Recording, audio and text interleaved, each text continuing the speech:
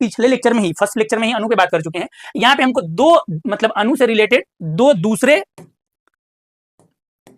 Point पे बात करना था। उसमें से पहला पॉइंट था अणु में एक होता है तात्विक अणु और एक होता है यौगिक अणु। अब ये तात्विक अणु और यौगिक अणु का क्या मामला है इसको समझो। जब हम बात करेंगे ना आगे इस चैप्टर मतलब चैप्टर में जब जाकर के इन सब टॉपिक को देखेंगे तो ये सब वहां पे आते हैं और एक कंफ्यूजन क्रिएट करते हैं, इसलिए यहाँ जान लेना जरूरी है। यहाँ पे हम आपको ये दोनों नाम के अलावा इनके मतलब कुछ यहाँ पे डिफिनेशंस लिखे हुए हैं, इसके अलावा और भी कुछ बात आपको बताएंगे जो काफी इंपॉर्टेंट है चैप्टर को समझने के लिए। अब क्या ना कि यौगिक क्या होता है, पहले सॉरी अणु क्या होता है इसको समझ लो। तो अणु का मतलब हम आपको बताए थे कि परमाणुओं मतलब कई परमाणु जब मिलते हैं ना तो फिर अणु का निर्माण करते हैं। इस तरह का देखिए परमाणु मिलकर अणु बनाते हैं। और एक बात है मतलब कि बताया जाता है कि जो अणु है ना मतलब ये स्वतंत्र होते हैं, अणु स्वतंत्र होते हैं जो परमाणुओं से मिलकर बने होते हैं।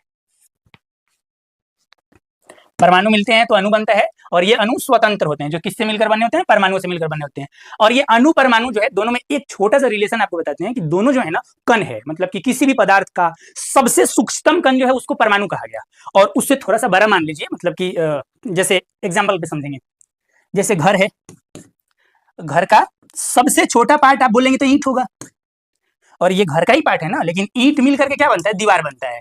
तो दीवार भी किसका पार्ट है, इसी घर का पार्ट है और ईंट भी किसका पार्ट है, इसी घर का पार्ट है। तो इसमें सबसे छोटा पार्ट कौन है, तो वो ईंट है जिसको आप घर का फंडामेंटल यूनिट आधारभूत इकाई कह सकते हैं। तो उसी तरह से पदार्थ जो है उसका सबसे छोटा फंडामेंटल यूनिट जो है वो परमाणु है। लेकिन जब परमाणु मिलता है तो पहले किसका निर्माण करता है, अणु का। उसी तरह से घर का जैसे छोटा पार्ट ईंट था, ईंट मिलकर के दीवार बनाया, फिर दीवार मिलकर के कमरा तैयार होता है और कमरा जब कई कमरा मिलता है तो उसको आप घर कह सकते हैं। उसी तरह से सबसे पहले परमाणु मिलता है तो अणु बनता है और अणु मिल करके किसी पदार्थ का निर्माण होता है, बहुत सारे अणु मिलते हैं। तो ठीक, उम्मीद है कि इतना बात आपको समझ में आया होगा। अणु पे बात